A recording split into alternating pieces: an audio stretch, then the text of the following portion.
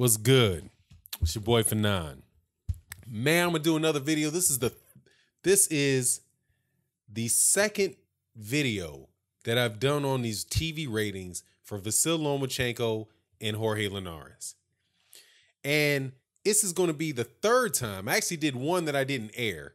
Then I did another one that I did post. And now this is the third one.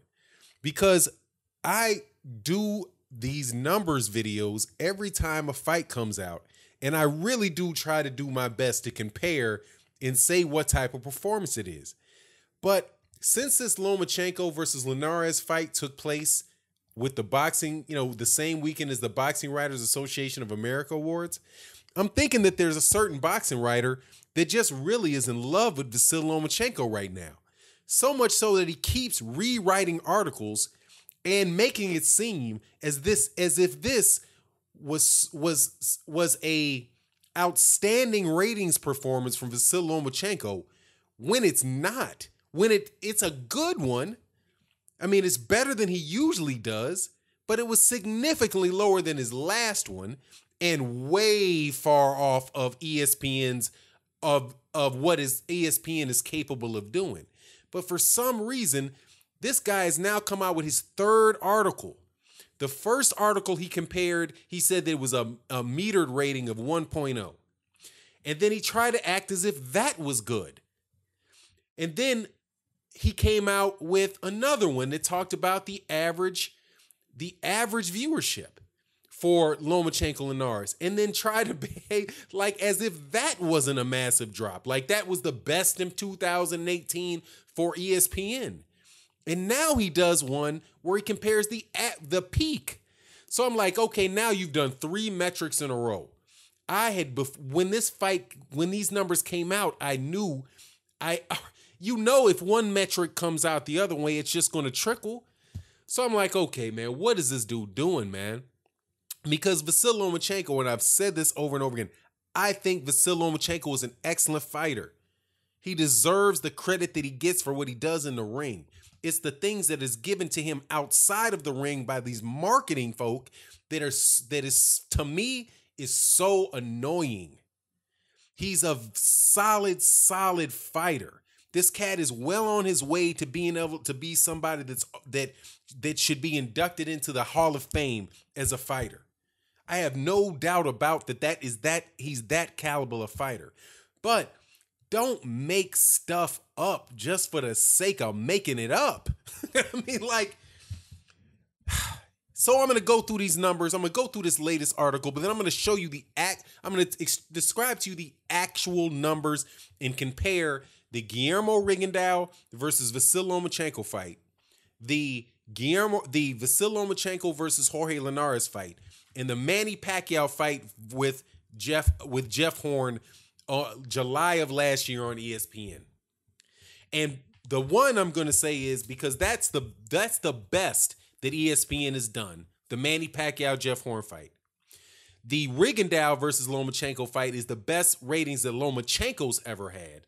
And compare that in his last fight against somebody that people acted as if nobody wanted to see. And then the last one, which is the one that just took place. Now, before I do that, man, I want to say thank you shout out to all my subscribers. And also, man, shout out to the LDBC. Definitely appreciate you, brothers. Thank you for supporting the channel, man. It's very, very nice to talk to you cats on a regular basis, man. And I support you cats 100%, man. So shout out to the LDBC. Also, please attend their next, the Mobcast is tonight. I'm telling you, it's a great live stream. You get a chance to get a lot of really, really good content providers. And that's going to be, I think, 8 Eastern, 8 Central, 9 Eastern, and you can do that at a channel, Smoke City Mobcast. Now, I'm going to do a live stream probably later today, so I hope that you guys would attend. We have very, very good live streams on this channel as well. And also, thank you to everybody that supports in the Super Chat, the Patreon, and the Venmo. The money that's raised to this channel goes towards supporting you young athletes, and it really does help keep cats off the street. Also get, work towards getting them into a trade school if they don't want to go to college, and if they want to play sports in college, get them the skill sets where they can pay for their way through college without going into debt, and that's what we do. So, all right, let me go through these numbers real quick, and then I'm gonna tell you what I mean. All right, so there are 3 metrics that have been used to discuss this fight. The metered metrics, which is the market meter rating,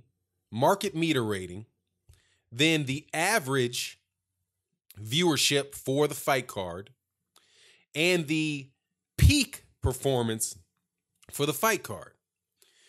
So now, Linares versus Lomachenko in the first metric did a 1.0 market metered rating, right? That's something that basically it's an advertiser rating for Nielsen research that is done with certain markets, like major markets. They do a sampling of major markets and they come up with a number. Linares Lomachenko did a 1.0, and that's the highest that ESPN has done this year, a 1.0. Last year, Linares versus Guillermo Rigondeaux did a 1.5. So that is roughly 33% higher, or actually a 30% drop between Rigondeaux versus Lomachenko and Lomachenko versus Linares. Now, Lomachenko was in both fights, right? So it's the 1.5 for Rigondeaux fight is not a criticism of Lomachenko. It's just a fact that is a drop from his last performance. And if you look at what the best performance has been on ESPN with the metered market meter rating, it's a 2.5 from Manny Pacquiao, Jeff Horn. 2.5. That's 150% higher than the Linares Lomachenko fight in that rating. Now, you can go to Nielsen ratings and they can give you a good explanation of what that rating is, but that's a drop from Guillermo Rigondeaux, right? A drop in meter rating between when he was fighting Guillermo Rigondeaux and when he fought Jorge Linares. And that is significantly lower than the best boxing performance that happened on ESPN, which is Manny Pacquiao versus Jeff Horn.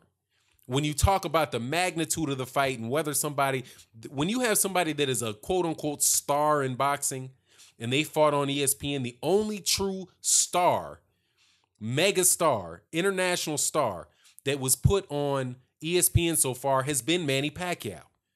Everybody else is trying to get there. Last year, the metered rating for Terrence Crawford's last fight against Julius Ndungo was 1.0. It was the same viewership basically as Linares Lomachenko. They're both in the same boat. They're both trying to become stars. Neither one of them have gotten to the level of name recognition that Manny Pacquiao has, obviously.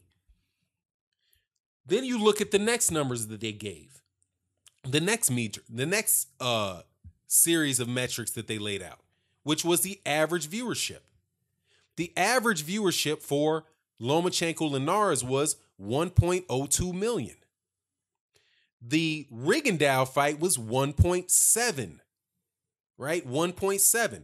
That 1.73 actually. So that was a 700,000 person drop from Rigondeaux to Linares. The average viewership from Manny Pacquiao versus Jeff Horn was 2.1 million average viewership. Right now, that fight happened to have, I think, 4 fights on that card. Because I believe that there was 3 or 4 fights on that card, so it was a long card for Manny Pacquiao. For Manny Pacquiao fight. So that was 2.1, right? So the highest average is 2.1. That is roughly 500,000 higher. It's 500,000 higher than Guillermo Rigondeaux versus Vasyl Lomachenko. And it is twice as high as Linares versus Lomachenko. So that again, that same metric again shows you that there was a drop between the Guillermo Rigondeaux fight and Lomachenko's fight with Linares. With Lomachenko's fight with Rigondeaux and Lomachenko's fight with Linares. And it still is significantly lower than the one true quote unquote star that's been on ESPN, Manny Pacquiao, when he fought Jeff Horn. Right? So that's the second metric where there was a drop. So he comes out with a third article. And I'm like, okay, let me see this third article. He points to average viewership. Now, I've never seen this done before, where they break out metrics in 3 straight articles. Now, so what's the average for Linares? Lomachenko, 1.7, right? So 1.7 is the average for Linares versus is the peak. I'm sorry, it's not the average, it's the peak. It's the highest that it did. It's 1.7, right? So that looks significantly higher than 1.0, right? But so what is the average? Let's see if this continues. What was the peak for Guillermo Rigondeaux versus Vasyl Lomachenko? It was 2.1 million peak, which is a drop of 400,000. 400,000. It dropped from a peak of 2.1 million down to a peak of 1.7 million. That's still a consistent drop from Guillermo Rigondeaux versus Lomachenko and Linares versus Lomachenko. And so then what's the third one? Then you look at what the highest average, what was the peak of Manny Pacquiao versus Jeff Horn? It was 3.9 million peak. 3.9 million peak between Manny Pacquiao and Jeff Horn, which is 1.8 million, almost just short of 2 million higher than, 2.1 million higher than peak than Linares Lomachenko. And 1.8 million higher than than Guillermo Rigondeaux Lomachenko. So I keep hearing this. I'm like, they keep coming out with these numbers, and I'm telling you, man, people say that men lie. Men lie, women lie, but numbers don't lie. But man, if you don't look at them and put them in context, I just get people telling me, because I know I'm gonna get it. That's why I did the video. I know I'm gonna get it. Oh, well, no, it did 1.7. It was 1.7 million people watched it peaked at 1.7, Linares and Lomachenko. Yeah, but it averaged 1.2. But then I'll say, well, what are the main event average? So the main event average, the average fight for the actual fight between Lomachenko and Linares was 1.4. Okay, well, I don't have the number on what the average for the fight for Guillermo Rigondeaux versus Lomachenko was, if the peak was 2.1 million. But hey, the fight only went 6 rounds. So more than likely, it was right around there. It was probably right around 2 million. I'm suspecting that it was right around 2 million. But if you know for certain that the average of Guillermo Rigondeaux being 1.7, if Guillermo Rigondeaux versus Lomachenko averaged 1.7 and Lomachenko Linares peaked at 1.7, that tells you that is a significantly lower ratings performance than in Lomachenko Linares than it was Guillermo Rigondeaux versus Lomachenko. So the reason, again, why I state these things is because these type of articles where you're trying to convince somebody that something performed better than it actually did, is not, I want to say it's dishonest, but it is misleading. It's misleading. And if you just focus, and this is me as being and I think it's very safe to say that I'm a hardcore boxing fan. And I've had a lot of the comments that I like most that I've gotten on my channel about this whole scenario has been Oops. I just did something that I've gotten about this whole scenario has been that it's hard to I don't like what's going on where people discredit what Lomachenko does in the ring. Okay? He's a great fighter. Inside the ring, the dude can fight. Seriously. There's no way in this world that I'm trying to convince anybody that Lomachenko is not a top quality fighter. I think that would just be dishonest, right?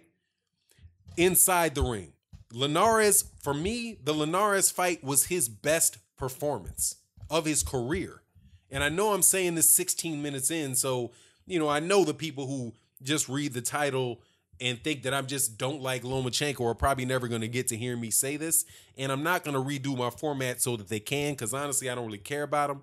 I really care about core subscribers that, that will actually listen to what you have to think and listen to what you have to say and let you complete your whole thought. Some thoughts can't be communicated in 2 minutes, 3 minutes, 5 minutes. But it's a disservice to Lomachenko if people don't acknowledge that this guy's a great fighter. But it's a disservice to all the other fighters, for the things that happen outside the ring, if people blow it out of proportion. Vasyl Lomachenko is not fighting at a level that we've never seen before. Absolutely not. Not in my opinion. He is not an all-time great. After 12 fights and 30 years old with 3 weight divisions, he's not there for me. I don't think he's the number 1 pound-for-pound fighter in the world. I don't think he's the best since Ali. But that's a far stretch from saying that I don't think that he's a very, very good fighter who has a potential to have a legacy that could be compared to theirs. But even Lomachenko would tell you that he's got to fight the best competition. He's got to fight better competition to get there. And Linares at 135 pounds, in my opinion, was a very, very good step in that direction, especially with him getting knocked down and getting up. Because now he's fighting guys that if he slips up, he can get knocked out. Believe it. Because he got hurt with Linares. And Linares ain't no big, heavy puncher. But Linares just got him with a straight right, straight through the gloves. And if somebody bigger hits Lomachenko like that, he might not get up. Or if somebody jumps on him like that, he might not have been able to recover. And even the cards were, in the 10th rounds, going into the cards. Looking at the cards going into the 10th round, the fight was a draw. So anything can happen in 15, 20, 30 fights. There are things. But when you exaggerate things about him, like putting out news articles saying that this was a big performance. It's not. This performance is roughly the same as far as the viewership as Terence Crawford versus Julius Ndungo. Julius Ndungo versus Terence Crawford did the same meter market rating. It did higher average viewership for the fight, for the card. And I didn't see the peak, but I have to assume the peak was more than likely right around the same as well. But you didn't hear somebody talk about Terence Crawford versus Julius Ndungo being this major event. What you heard was the Boxing Writers Association of America, according to Brian McIntyre, said that they didn't really give him credit against Julius Ndungo because he thought that Julius Ndungo had kind of lucked his way into that belt. But yet they gave Lomachenko credit for beating Miguel Mariaga and Jason Sosa. So that's why I'm like, now you have another guy, this particular guy that wrote this article in the last 3 articles trying to blow up Lomachenko's ratings, doing the same thing. These numbers are not bad. They're not bad numbers. This is not a flop. This is less than average viewership. It's less than what Jose Ramirez did. And you're not paying for the peak. The advertisers aren't paying for the peak.